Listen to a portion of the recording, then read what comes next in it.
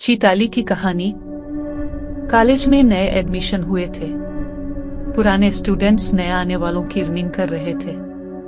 इन सब के बीच एक खूबसूरत नौजवान विवेक भी था, जो सेकेंड ईयर में पढ़ रहा था। वो भी लड़कियों को तंग कर रहा था। इसकी खूबसूरती की वजह से कई लड़कियां उसके आसपास मौजूद थीं। अचानक एक नई लड़की चीताली इसके पास आई। विवेक को लगा जैसे इसने चीताली को कहीं पहले देखा है। इसने इसका हाथ पकड़ा। इतने में चीताली का चेहरा बिल्कुल सफेद पड़ गया। ये देखकर सब लड़कियां डर गईं। विवेक जैसे किसी जादू के असर में आ गया और उसके पीछे पीछे चलने लगा। चीताली इससे कॉलेज की बाउंड्री वॉल तक ले गई। जैसे ही इसने विवेक का हाथ पकड़ा, दीवार पर्दे की तरह गायब हो गई। दीवार के इस पार एक घना अंधेरा जंगल था, जहां सूरज की रोशनी भी नहीं आती थी। दरख्तों पर बड़े बड़े मकड़ी के जाले थे और नीचे पथरीली जमीन। विवेक कुछ समझे बगैर उसके पीछे चल रहा था। आहिस्ता आहिस्ता चीताली की गिरफ्त सख्त होने लगी। इसके नाखून विवेक की कलाइयों को चीरने लगे और खून बहने लगा। जमीन पर गिरने से पहले ही चीताली ने इस खून को चाट लिया। जैसे ही खून इसके मुंह पर लगा, इसका असल रूप सामने आ गया। खूबसूरत चीताली एक खौफनाक बदसूरत चौड़ैल में बदल गई।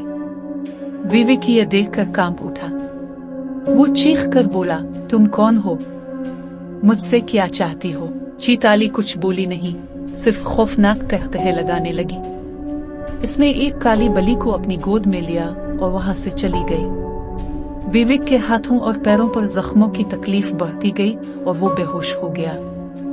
अगली सुबह जब इसकी आंख खुली तो वो अपने हॉस्टल के कमरे में था। इसके दोस्त ने बताया कि वो रात को नींद में चलते चलते गेट पर पहुंच गया था और चौकीदार इसे कमरे में वापस छोड़ गया था।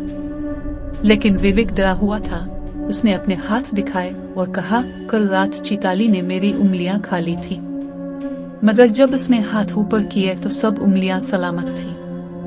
विवेक हैरान रह गया। फिर उसने अपने पैरों को देखा तो वहां रस्सियों के निशान थे, जैसे किसी ने बांधा हो।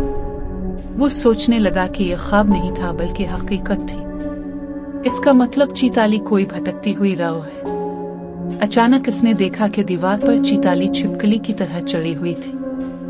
दोनों की आंखें मिलते ही वो इस पर झपकी। विवेक के चीखने की आवाज सुनकर उसका दोस्त कमरे में आया, मगर तब तक चीताली खिड़की से गायब हो चुकी थी। कुछ लम्हों बाद चीताली दोबारा कमरे में आई। इस बार उसका असल रूप सामने था। वो हंस रही थी और हवा में तीर रही थी। विवेक कांपते हुए बोला, मुझे पता है, तुम अपनी मौत का बदला लेने आई हो। एक बार मैंने भी तुम्हें तकलीफ दी थी। अगर मारना है तो मार दो, मगर इस तरह मुझे डरा डरा कर क्यों मारते हो? चीताली की आंखों से आंसू निकल आए। हकीकत यह थी कि कॉलेज के कुछ लड़कों ने उसके साथ जुल्म किया था और उसने शर्म के मारे पंखे से लटक कर खुदकुशी कर ली थी। इसके बाद से इसकी राह कॉलेज में भटक रही थी और वो एक एक करके सब कसूरवारों से बदला ले रही थी। आज विवेक की बारी थी। अगली सुबह जब सबने कमरे का दरवाजा खोला तो विवेक पंखे से लटका हुआ मुर्दा मिला।